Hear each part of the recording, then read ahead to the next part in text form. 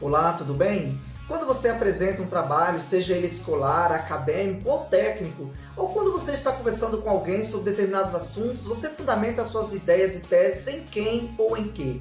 Nas suas ideias e opiniões próprias ou a partir de estudos, teses, conceitos científicos e filosóficos?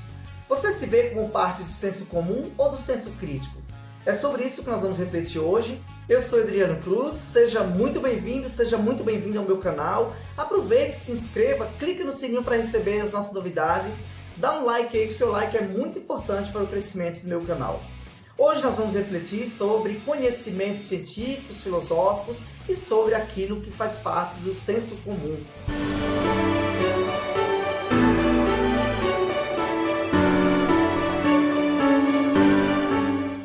Bom, para começo de conversa, nós vamos refletir sobre o conceito de senso comum e também de senso crítico. Iremos refletir sobre características que determinam o que é senso comum e senso crítico e vamos fazer a culminância refletindo sobre a necessidade de sermos cada vez mais críticos. Eu digo críticos e não critiqueiros. Podemos dizer que senso comum são conhecimentos ou verdades baseadas na tradição, ou seja, transmitidos de pessoa para pessoa, de geração em geração ao longo do tempo. Muitas vezes o senso comum é carregado de preconceitos, ou seja, conceitos pré-determinados, e não é fundamentado na razão, na filosofia, muito menos em conceitos científicos. O senso comum parte de questões mitológicas, crenças ou superstições culturais para explicar os fatos do nosso dia a dia. Então você pode me perguntar, professor, o senso comum então é um conhecimento irracional? Claro que não, né, gente? É um conhecimento racional, porém ele não é testado pela ciência. Mas ele é muitas vezes fundamentado em livros sagrados, tradições, doutrinas, tudo isso para explicar, dentro dos costumes de determinadas pessoas, aquilo que elas entendem enquanto verdade absoluta. O senso comum está também relacionado às opiniões, ou seja, como eu já disse para vocês, ele não tem fundamento filosófico ou científico. Irei apresentar para vocês agora algumas características do senso comum. Além de ser dogmático, o senso comum é irreflexivo, ou seja, não reflete, não pesquisa, não estuda minuciosamente sobre determinadas coisas e sobre determinados acontecimentos do nosso dia a dia. E por ser irreflexivo, ele é subjetivo, ou seja, parte das opiniões pessoais e coletivas, já chegando a uma conclusão geral, né? E por isso ele é generalizador, ou seja, ele generaliza tudo a partir da experiência pessoal do indivíduo que faz parte do senso comum. Ele é carregado, como eu falei para vocês no início do vídeo, de preconceitos, ou seja, de conceitos pré-determinados, pré-estabelecidos. E por isso também ele é fantasioso, supersticioso, mágico, imediatista e também sensacionalista. Você pode perceber nos jornais aí e nos programas de TV no nosso dia a dia, eles partem para a questão sensacionalista porque eles querem atingir o senso comum, a massa, aquelas verdades que estão dentro das pessoas e muitas vezes eles falam o que querem porque eles sabem que vão ter audiência, porque muitas vezes o senso comum não quer ouvir a verdade, mas aquilo que ele quer realmente ouvir a partir da sua subjetividade. Agora que você já entendeu o que significa senso comum, nós vamos refletir sobre senso crítico.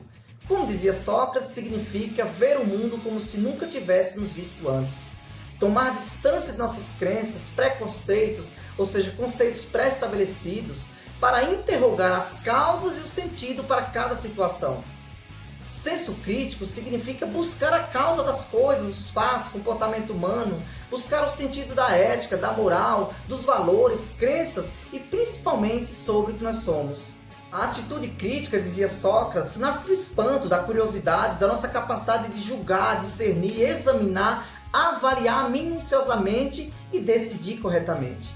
É um movimento racional, por isso que Sócrates dizia, só sei que nada sei, porque nesse movimento você não pode se colocar como aquele que já sabe, mas como aquele ignorante.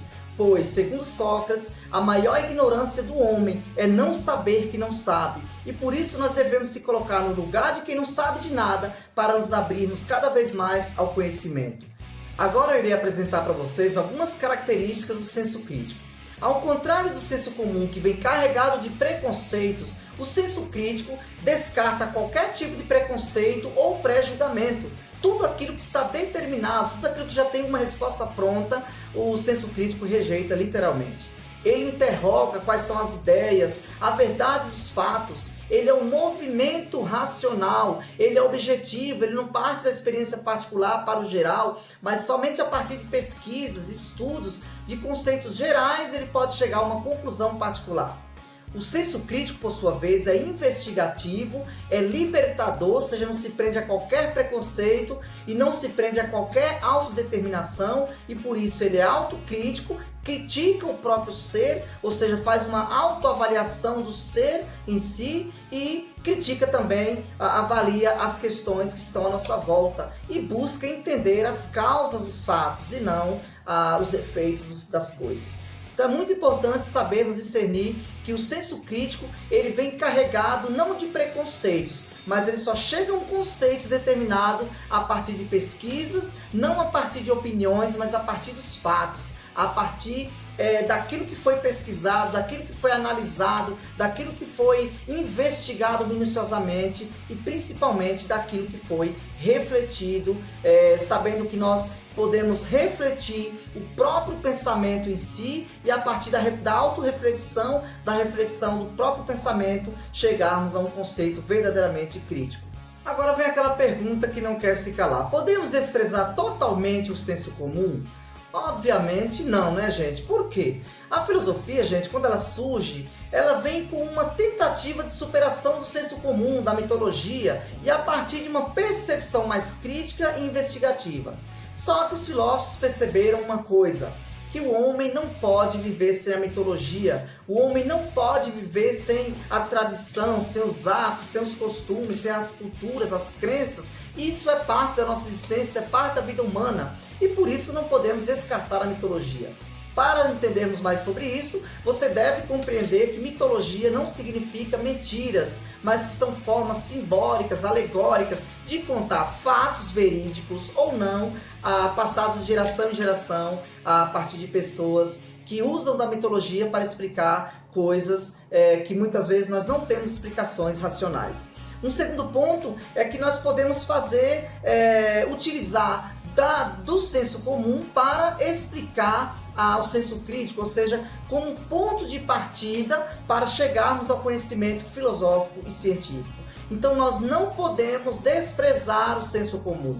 Tem até um ditado que fala assim, não despreze o senso comum, porque ele também vem carregado de verdades, porém ainda não provadas cientificamente. Vou dar um exemplo aqui do chá de boldo.